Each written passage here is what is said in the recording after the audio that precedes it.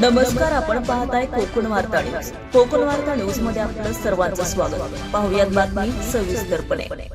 मुंबई गोवा महामार्गावरील जगबुडी पुलावर आज एक थरारक अपघात घडला असून भरधाव वेगाने जाणाऱ्या कारचा ताबा सुटल्याने ती थेट पुलाच्या संरक्षक कठड्यावर जाऊन आदळली.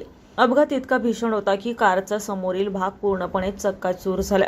मात्र सुदैवाने चालकाचा जीव वाचला. प्रत्यक्षदर्शींनी दिलेल्या माहितीनुसार कार अतिवेगात असल्यानं चालकाचा ताबा सुटला आणि गाडी क्षणार्धात रस्त्यावरून घसरत कठड्यावर चढली. जर ही कार कठड्यावर अडकली नसती तर ती थेट 100 ते 150 फूट खोल जगबुडी नदीत कोसळण्याची भीती होती. कठड्यामुळे मोठा अनर्थ टळला आणि चालक मृत्यूच्या दाढेतून थोडक्यात बचावला. अपघाताचा जोरदार आवाज होताच महामार्गावरील इतर वाहन चालक आणि स्थानिक नागरिकांनी तात्काळ मदतीसाठी धाव घेतली.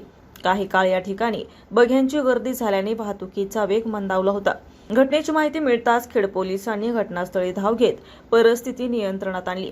या अपघातामुळे पुन्हा एकदा मुंबई गोवा महामार्गावरील अतिवेग, बेदरकार वाहन चालकांना आणि प्रवाशांच्या सुरक्षेचा मुद्दा ऐरणीवर आला आहे.